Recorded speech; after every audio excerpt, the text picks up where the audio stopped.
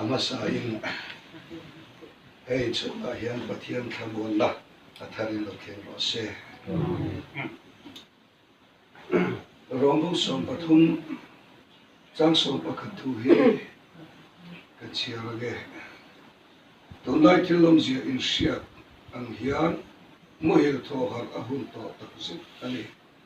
tuna chun kan rin ti noi ai khan kan chan dam na chu an ai ta jok sia zan hi alai ta le a khwa khowar anata chawangin thimathil ti chu peila em thuangin in delam u nakena chiara kan ti dewa tu pon bung som paru fikal chia lo ti ang sai la lo la ya chia hi aboi tha thina kan sai lan tu takin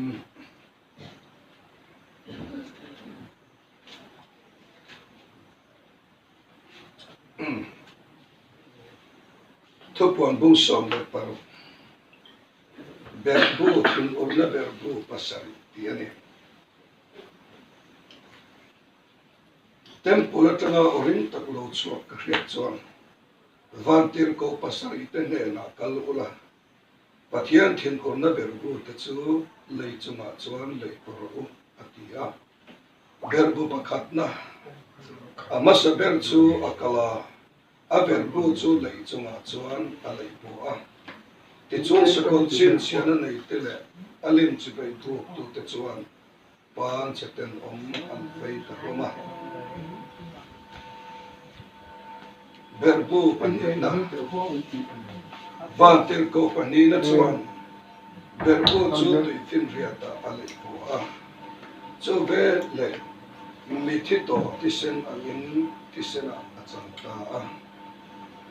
ti chuan tui fin riata om thel nung tin ren chu an thi ta beka berbu pathumna vantir ko pathumna chuan a berbu chu loya tele tui khura te ale bua chuan tisena achanta a seilu tu dona kan siar kan mai te au at chir tu du lai tak chang som panina vantir ko parut na chuan a berbu chu I practice buya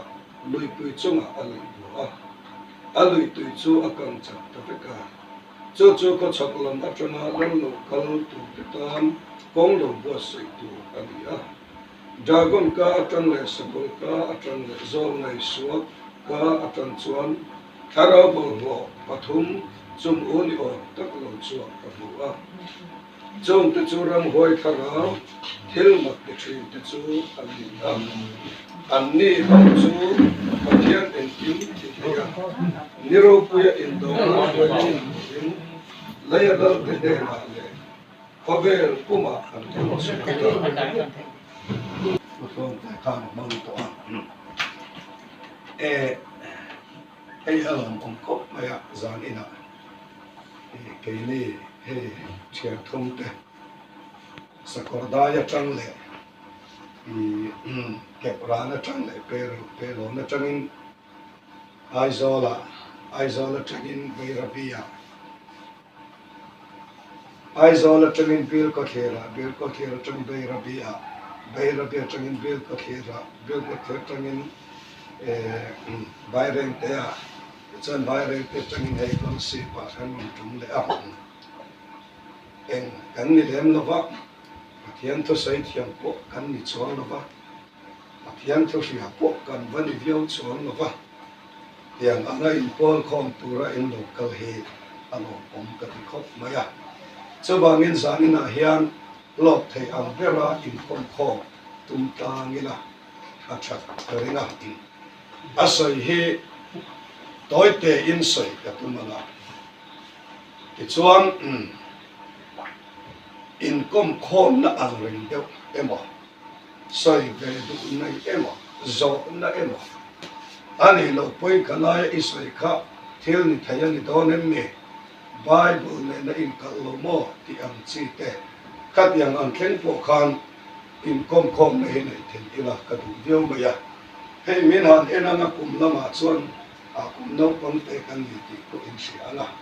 amaro chu pathian tharau lam thua le ron bol na kia ero chuan kan pho hi a tha de gel to ania engam pon min ti ula thinel ve gel to ania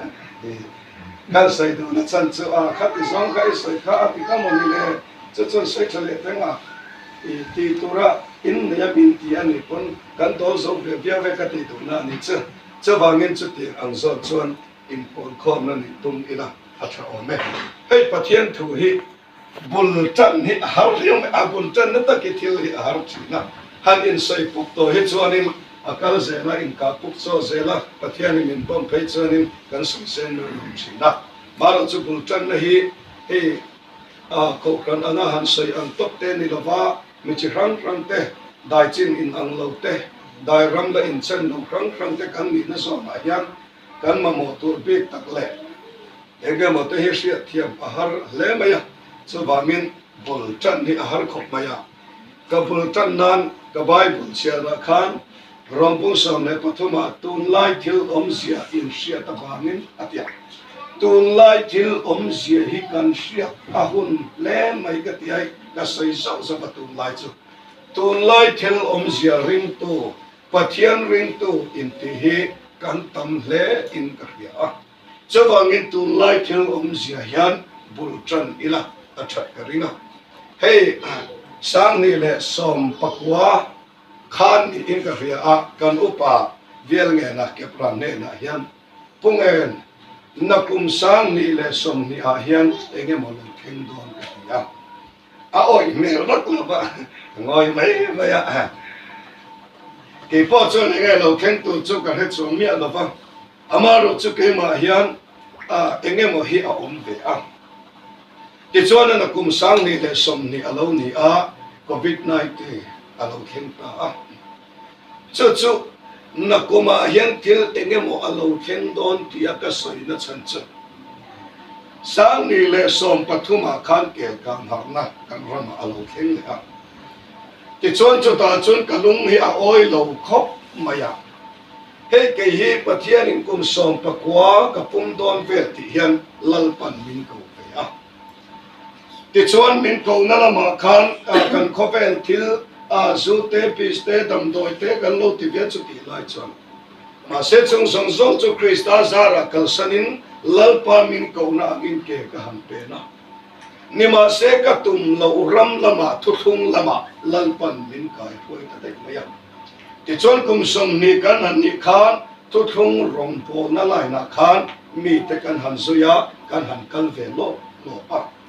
ti chuan pol chuak rama ke kan han pe na Maruata chu apiang thara fel teren en ma se akal suata ti kha kum som ni kan in kal sual ni ka ho be ta ti chuan kan han kala pathian thara pon min pol sem em maya ahun lai khan anwa soya nima se ahun lai khrebek emo kan in ti lai khan kan lo la hiat tlem sia hi lalpa hen min sia ti tok tok nei pathian thu hi ka hiat bel tampok le ka hiat tlen sia hi chu chuan min sia chuan tira pathian thu a lalpa min pek bel lo chuan khreper anga ke in lai thina ti chuan pathian in min han min han hruaya nam tu thunga ram tu thunga lal tu thunga vaini thengen chung chu a kan la au tho ti chuan tu na kan ko khana hian sang ni le som panga a khan ka oma chu puza ba tu na kan pang da pen hian kan in sia na po fame ministry mi ten ani sa tong chai an wa sai ani som sari na a khan kan in tong kho ma chu thung mi te kha chu ta chang chuan in sia kan ka ti chuan sang ni le som pathum a khan kel ka na har na alo thena ta chuan har na ka aro pui khop ma se ka thinari mani enga tinge lalpa zentel nikin min puan tira he zentel rami ato pani ti nangin min sia tira chu thai to pin mi mu sit le mi ti du da mi endong na kara he to thong rong bo na hi thokin kan lo au ve a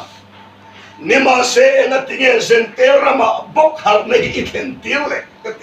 kalung hi oi thei tho na bani mane ke ka har na khabo ta cho sanem de kan ko khan chalai ten pumaru kel ka na kal kan tu min kal pui thei lom yan ti phe chu ka thin hi rim tu ka ma se thin han ti re a chi si lo ba theye kan kalang nima se ke chu ka kal don ani chuan Krista apian tharna kan tiang chu Krista zara ka chang to chobangin kan kalani chuan or por me the theina ka dilang ka tin an no hian sa khapa chon kan kal ta chu kan saidu na chan chu sang ni le som pathum kumlai hol July June tha khan June ni a in trana ke kan na ka ti chuan sang ni le som pathum atanga kel kang harna lo thenga kalung oi lo lai khan pathian hian thu min ron pen kalung oi lo lu tu ka kel kang harna kha ma se chu ti lai chon helaya hian Genesis pung som li le pasari thu te kha aron thlen ta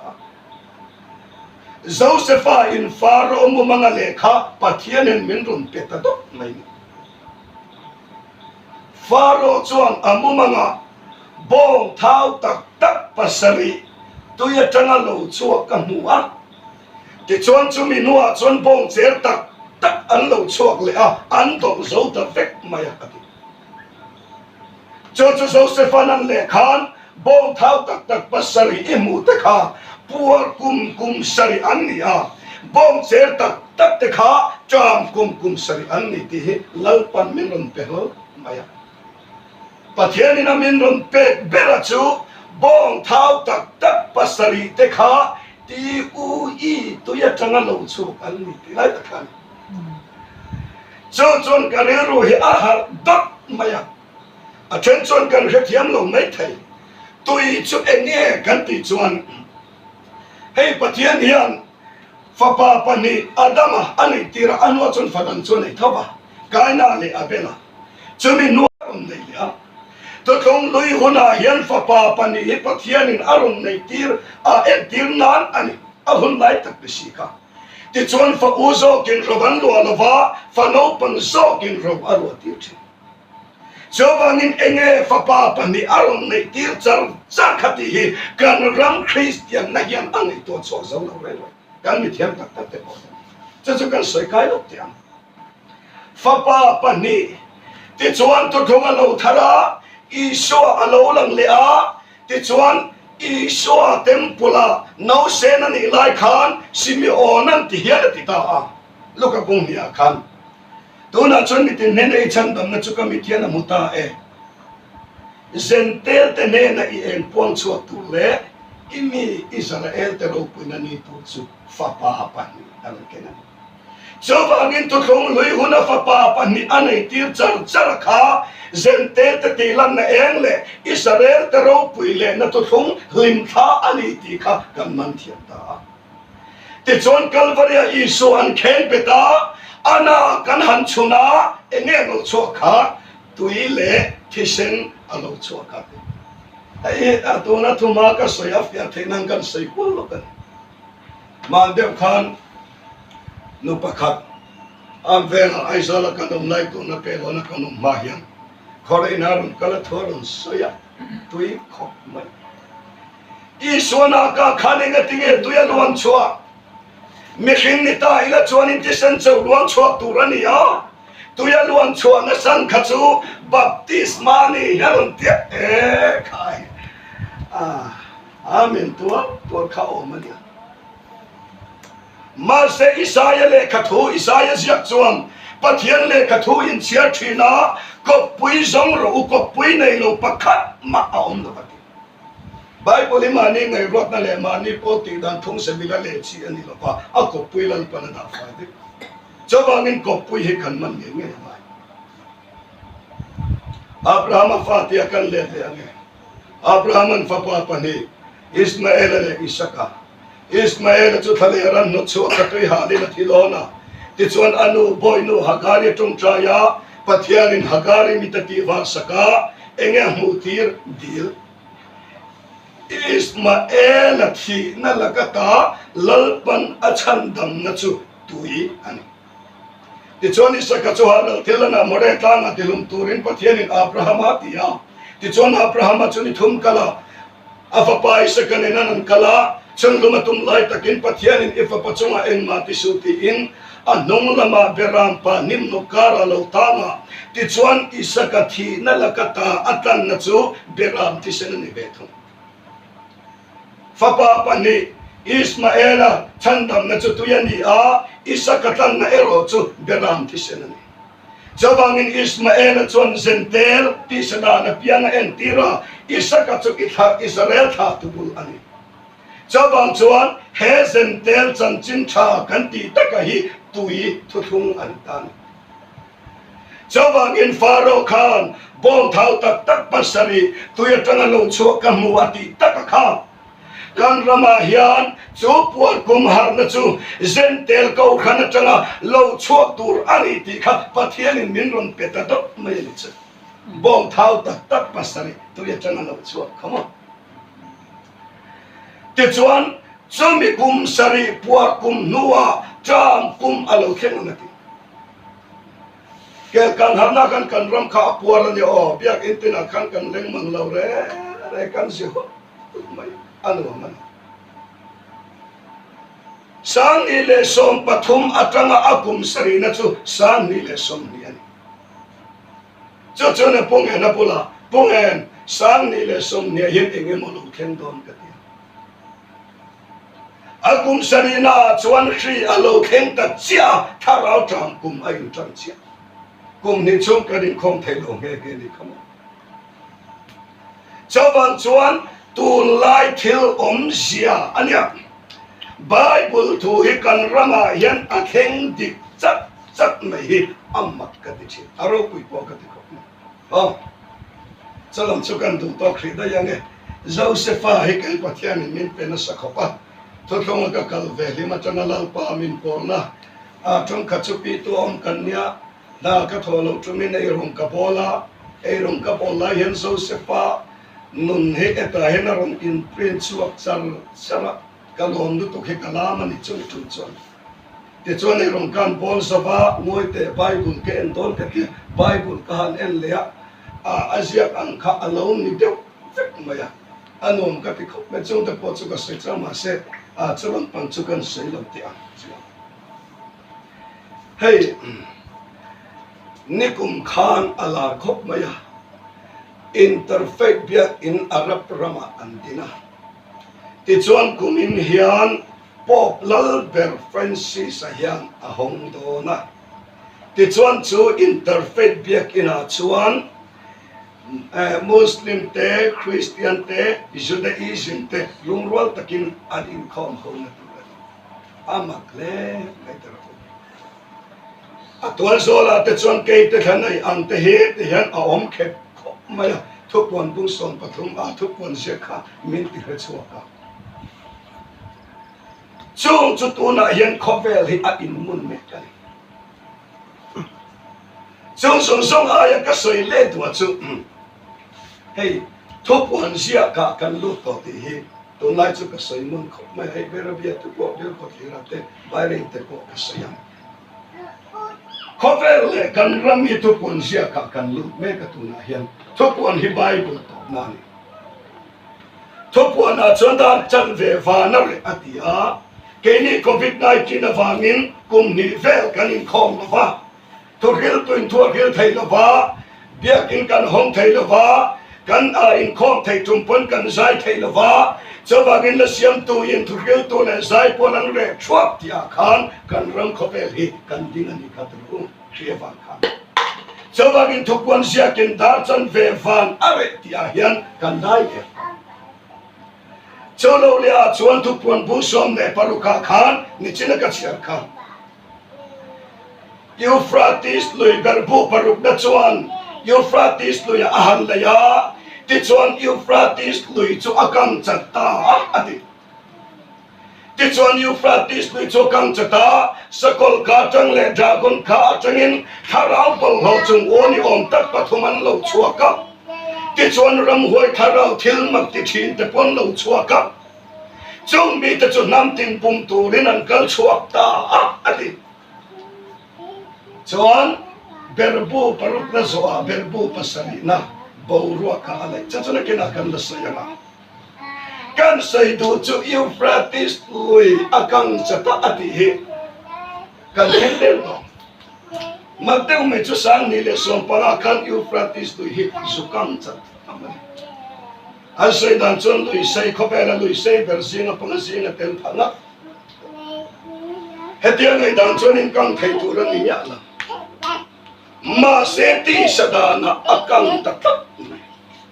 chu wang chuan Bible to na thupona hen kan lut to ani ti he kamil ro abyan tu kan le to ane ka Bible siat te ka sai lo ka nga Adama berbu pakhat na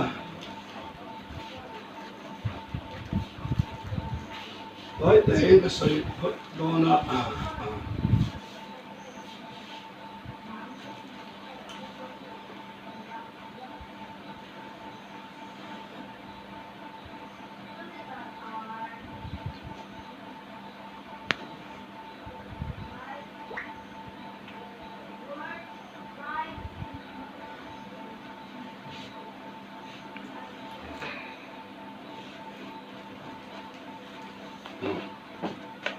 Hey,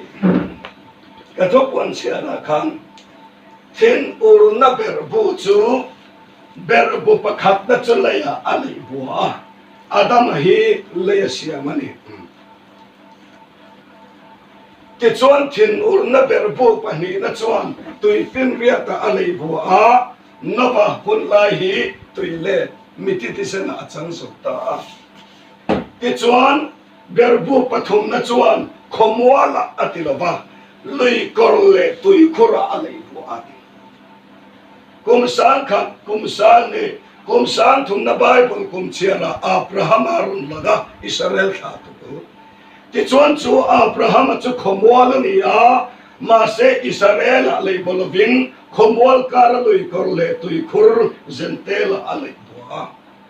ti chuan berbu pali na chuan nia alai bua ni chu thil ti theina pe kani ati angkhan kumsan li na Isua Krista khobena lo langin Isua Krista chu thil ti theina pe kani a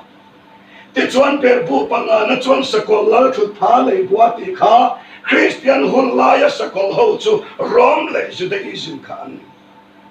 chawangin chu ta chuan pathian in aberbu alai bota a ti chuan berbu paruk na chu Euphrates luya alai pata ti chuan sang ile som panga Euphrates lui hi akang chat ta chia maya chawal chuan venia hian thupon zia to pa hian kan lut me kan ti hi achiang le in ka ya ti chuan Euphrates luya alai boa ti chuan khachak malal lo kalten buat saya on theina tu le an kal tan theina tu ni na lo kan chat ta ti chuan zol nei der ka tang le sakol ka tangin tharau pol lo chung oni om tak pathuma lo chuaka thil bak ti thin ram hoi tharau ten lo chuaka ka chung mi ta chunam tin zin an kal chuaka nam tin bum tu din an kal ta en mon bum don ku ta Jerusalem Hebra chung har makedon anti theng tu hin har makedon hela to don ti satana po ti ka chiang me ti chuan berbu pasari na chuan borua ka alai bu ati berbu pasari na chuan borua ka ani mo ka helova sanile somnia COVID-19 na lo thenga hay nat na lo om du tu kalang lo ma se nat na lo om si ani na ta ka chuan kan sa na lo om so te ma se chu ti si lo om de si akaya te yan thinge nge don ti nan lo he ke ni po akai de to ka ke po akai ma se eng te akom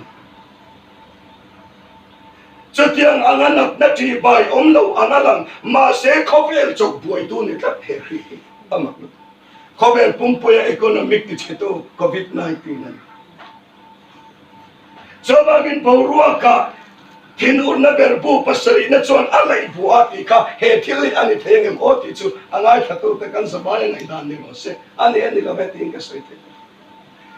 ka soi tu ber so ka chu hun no no nga khobel to pa kan ding ani ti ka soi tu ta chu khobel to pa kan ding tu Jawabin khobel to pa kan dinga Bible to da thuk buan tu na hen kan dai kan so chep kan mang so chep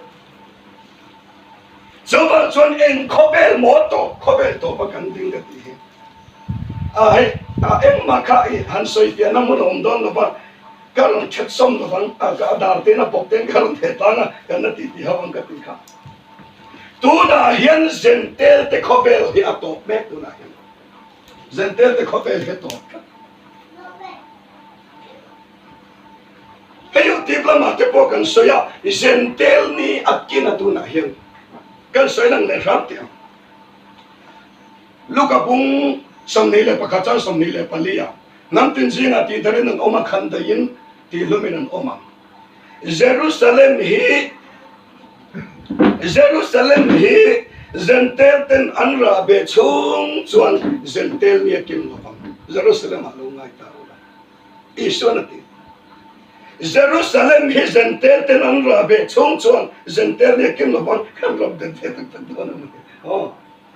sai bi in kan sai lop te an Jerusalem hi zentel ten anra be lova Judai Israel te kopuya puana ni huna zentel ni akin ti lo khero isonati na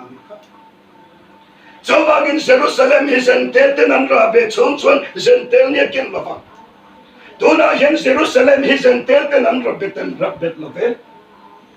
abi takin sang ni le som pasari kha hei pumpoi mo takani Kini India kut noya kan lu atanga akum som sari na chu sang ni le som pasari kha niya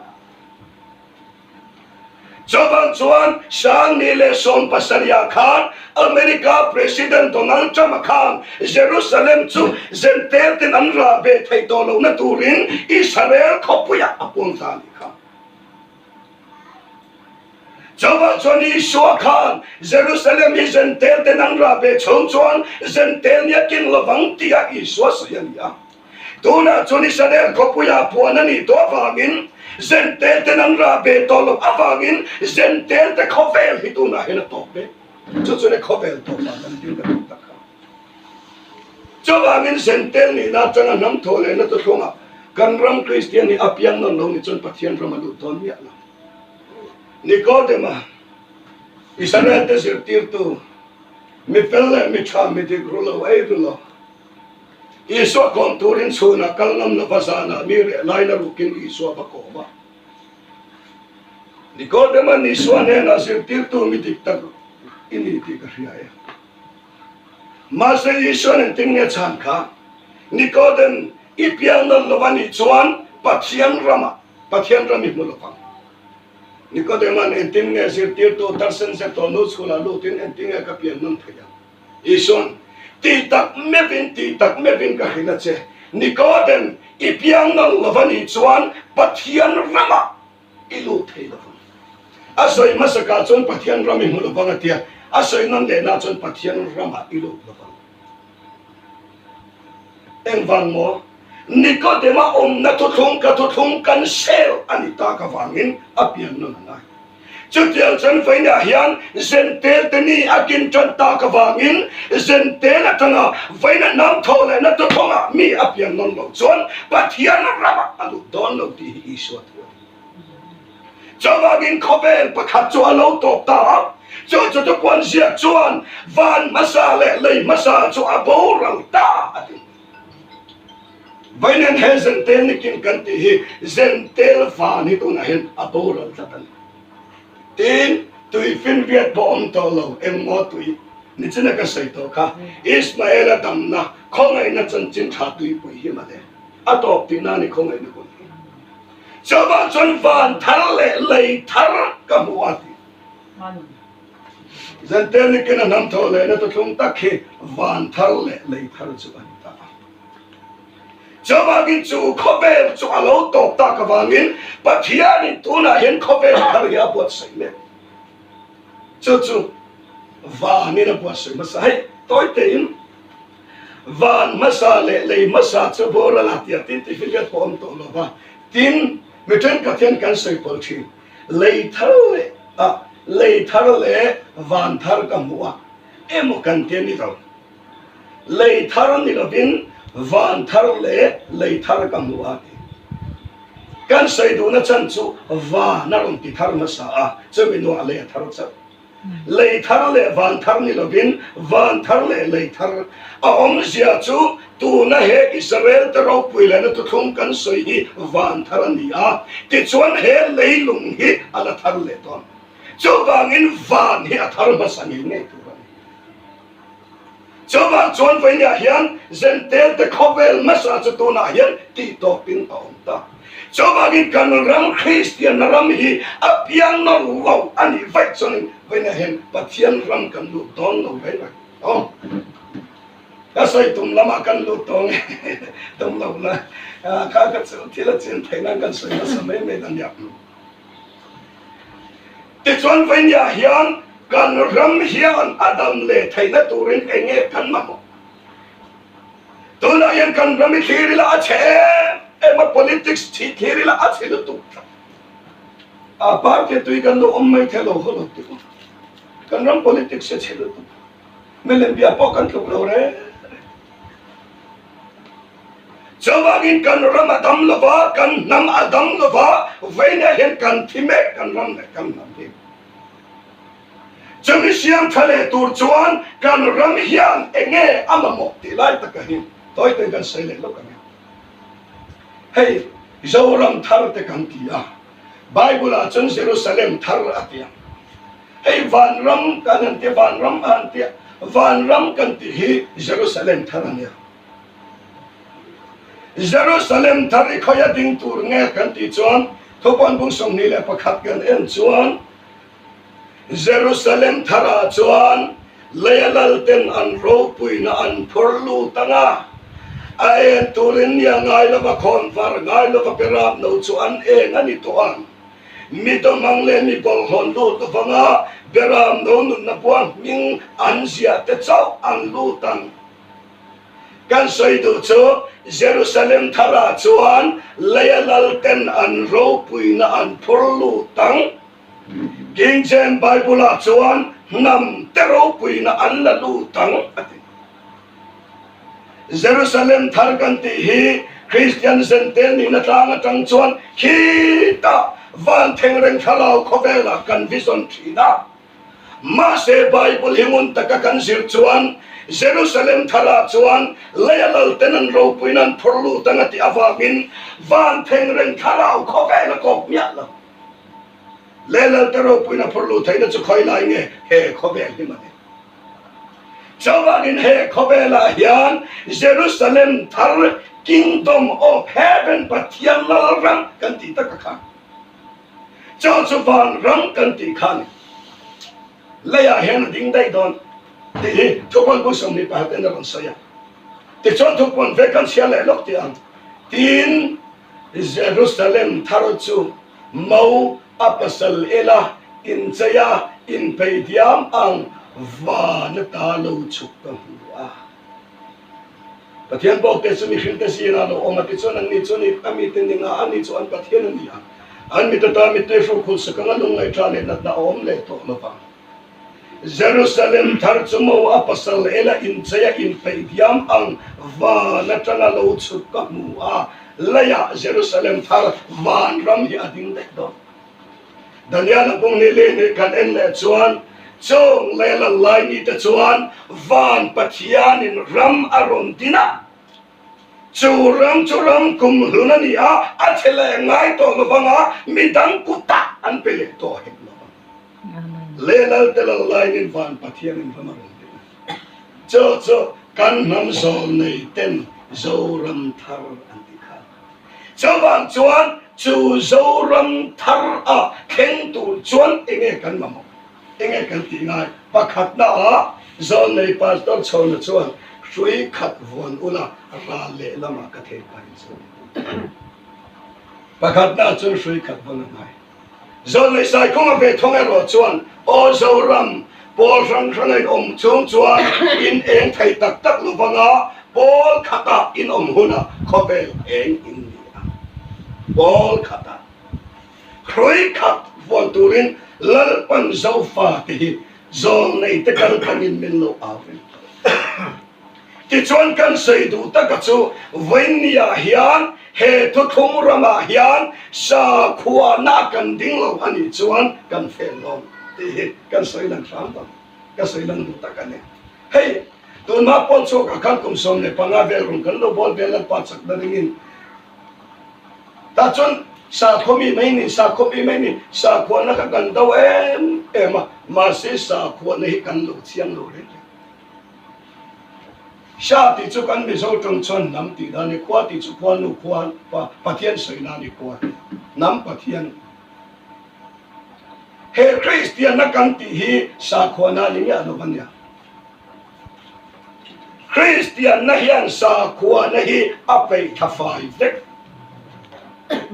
sa khua na kan ti hian sa khua na hi nam ne na in zong tatani Hindu sa khua kan ti chuan Hindu sa khua ka ban don chuan Hindu kan yang ai nam ne na in zong tat Muslim sa khua ka ban don chuan Muslim kan yang ai nam ne na in zong tat Judaism sa khua ka ban don chuan Juda kan yang ai Chinese sa khua ka sam don chuan Chinese kan yang ai Chawangin sa khua hi nam ne na in zong tat ania tin sa khua om lo chuan nam hi khatin an le thei lo ba sa khua om lo chuan ram hian independent am thei lo ram hi asiam thei tak tak sa khua ta lo chuan chawania he Christian na hian Hindu ka Ishwarin chuan a Hindu sa khua pe tha sa khua nei novin Ishwarin in om nei Chinese to Christian na in le chuan Chinese sa khua ban sana Ishwarin in Christian in om nei Chawangin he Christian na hi sa khua ni lovin sa khua zong zong pe thatu chu he Christian na hi Christian na lo lu ta sa phavin min rum singa he zani ni pui king te tro kan nia a thupul lam ko sei lo vania sa phavin min rum singa mi zawi na kan sa khua nei ve zong zong khamin drop sak pe ka min pe sak pe ka rin na in sa khua nei lovin zo fa te sa pho khamin min kai khwai kan mi zo sa khua te kha thasin me na lo drama chenom pa khan ei turan ei lo wangin a chenom pa bu se ma mi bu aruk saka kan tun lai ko ben chuni se ko ta kan khin du ma ya police FIR kan thenu ma ya ma se bu nei tu pa na hiat chho chia khan e khai enga tinge chenom te chamin an oma ruk nai an oma enga tinge ke ni chung hian kan hiat lo mo in khin chu sai lo in man ti chu sai lo anei tu lam ka thiam lo bin in san ti le a chan chu kan pi pu te na sa kho da na an na ya khan ei tu ra nei lo chuan a thenom pan ei tur lo nei ta sela a thenom pa ei tur nei lo khan anu pui fanau te ta na aruk san ngam lo chuan patling ni ta kan lo ya sa kho da nan nei ta ni Chawang chuan kan pi pu te sa khua han moi sia chu kong thanga zung ro an ti na chan chu kong chaka sun chuan azung alwana nga konga mi tan har satna asian sak thei kong chaka ero an ti na chan chu kong thangan in thia chuan ai prem kha ti hian thin run ben chabanga mi dan tan har satna asian sak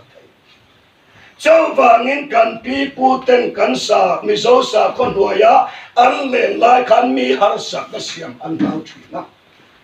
ti chuan sa phobina chan chin thamanga min rom sin khan kan pi pu te sa khwa zong kha min drop sak ta veka ti chuan sa khwa nei lovin Ishwarin na kan ram chu Christian kan lo in leta ni ma se vainya hian ara chua chu kan ramin kan huta ni non kan Christian na ra chua hi ro ka pung tol ro ka pung tol ma ni ma sian na pung tol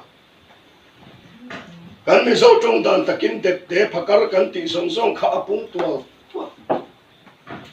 kan Christian na hian mi sian tha zo lo reng party kan lo amani pon lo holo ula mandeu kan chief minister Delhi kala chala no isana ko kona ta sukea ma se ko khanin su phur nam ya lo vamale vai melen biak na angina tia ma se ko khan na phur nam ya la sa khuwa ni ta se na chonin sa khuwa na in kha kha thiam lo wa chan tir nge nge châu vangin sa khuwa om lo avangin lo tur Christian na hiam kan nei tak na van châu vangin ramadam lo ba Christian na noya nam kan dam lo Christian na noya châu vangin faina hezen tel nikin ahian kan tin ta ka vangin hezen tel Christian na noya hiam kan ram le kan nam he ti zom na dam to don lo a che tu tu do politics politic ma elamitik a trong trai nen koi party mo na po trong trai nen bulkan tra trong trai nen to pa ma se eng ma ani châu va chuan kan ram le kan nam tam na chu sa kho pakhat noya kan lu huna lalpan min ti tam tam zoram thara ra le lama min then kai ba ti chuan ti ko po la kan sia lo ti an ka soi rum ta vu khan viau me ya kan re thiam dek kan chu thon khat korin